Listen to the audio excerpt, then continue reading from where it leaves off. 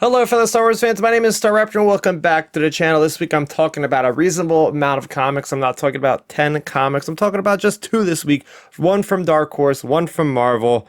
We have 2 new comics, both new series. Technically, one's a one-shot. But getting into our first official mini-series here for Marvel. This is Darth Vader Black, Red, and White.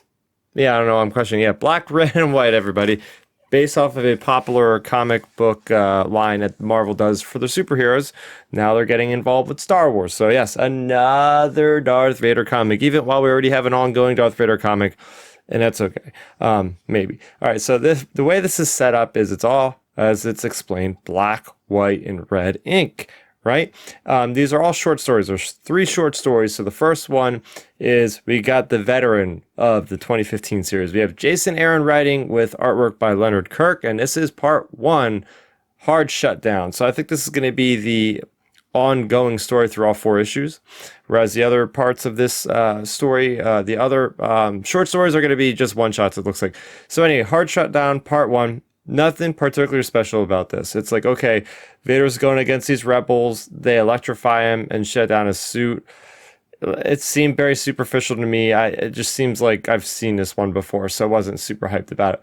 The one that actually resonated me the most was Inescapable by Peach Momoko. There's really no dialogue. It's just all images that are crazy. So if you're familiar with Peach Momoko's work, she does a lot with like this Japanese-esque horror, which is very striking. So the images of literally a bunch of stormtrooper helmets and a pile looking like skulls, or you have a TIE fighter, which literally looks like an eye fighter, literally an eye, and a Vader's hand. There's a lot of striking images. It's basically this person's having a nightmare, can't escape from Vader. Very cool stuff there. And the last short story we have in this one is called Dissolution of Hope, written by Torun Grandbeek with one of my favorite artists of all time, Klaus Janson, the legendary artist that did The Dark Knight Returns and many, many more things. So this story is another Rebel versus Imperial story. Just when the Rebels think that they have the upper hand with Vader, it ends up that, hey, Vader's right there and he kills them. I mean, it's very simple, straightforward. And, you know, I was going into these not expecting much, and well, guess what?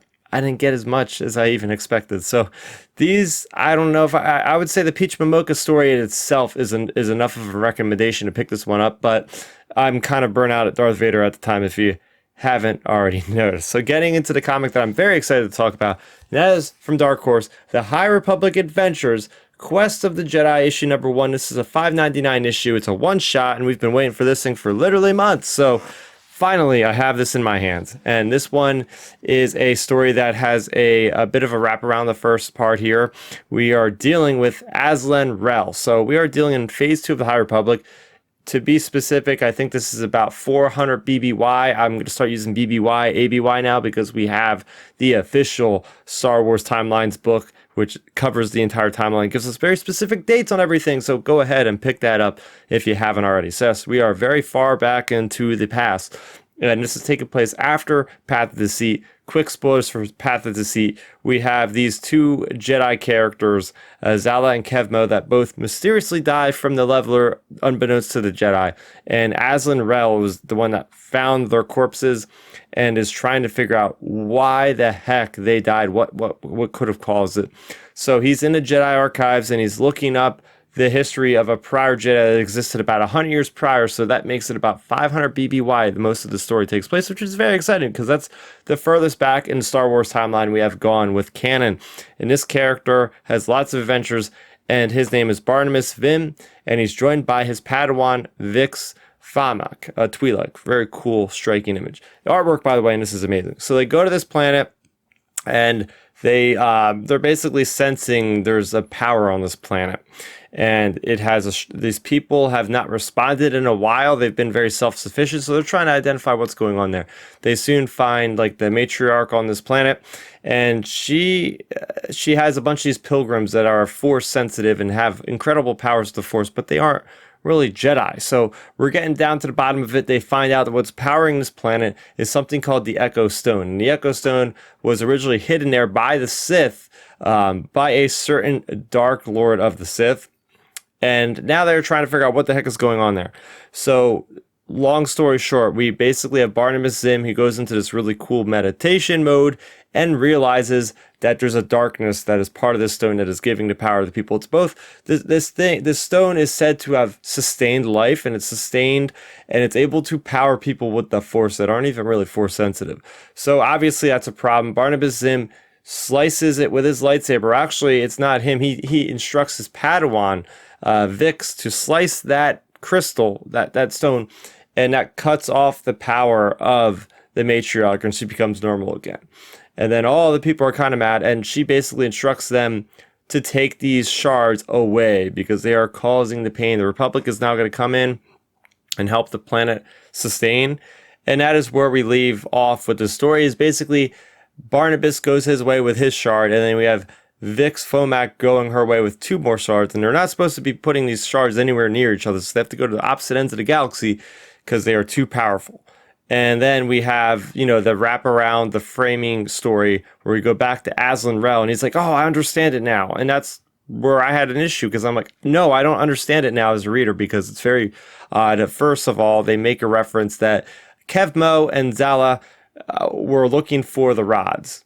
And then how does the rods translate to them looking for a stone? I don't understand it. Now, maybe the stone is a part of the rods, and we know the rods are the things that control the levelers, the nameless creatures that are attacking the Jedi in the High Republic era. So there's a lot of connective tissue here, but I just don't like the way it's resolved, because this is a one-shot, and it looks like it's almost a cliffhanger, but it isn't. But we're not getting the information that we need. So I really was a bit bummed out by this. There's also a little bit of an error on that first page.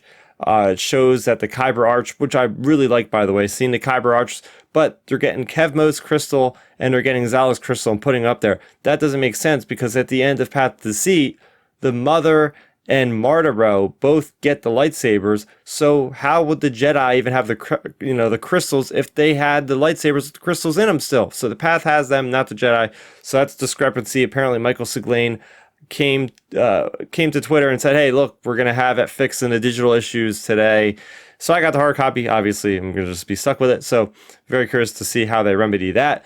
But I mean, aside from the errors, aside from the things I don't like about this issue, it is nice getting far back into the era and getting to see, again, another Jedi adventure. What happens when the Jedi aren't at war? Oh, they're going around the galaxy. They're trying to save this planet. In doing so, they find that there's an insidious kind of conflict going on, and then they solve that problem and move on. So very cool stuff there. What did you guys think about the comics that came out this week? Let me know in the comment section down below. If you haven't checked out already, I have an entire playlist dealing with Star Wars Celebration Europe. I have my panel on there. I have my vlog on there. I have my reactions to the big presentation. So go ahead and check out that content. Let me know what you thought about it. And go ahead and subscribe to the channel so you never miss any future content, especially by hitting that bell icon. You'll be notified when future videos and when my podcast, Out of Ram Transmission, goes live every Friday. So that's going to do it for me, Starrapter. Thank you so much for watching. For Light and Life, may the Force be with you always. Thanks for checking out the video. Please hit that thumbs up symbol. It helps me know that I'm making content that you guys enjoy. And if you enjoyed this video, I also include 2 videos down below you guys should check out.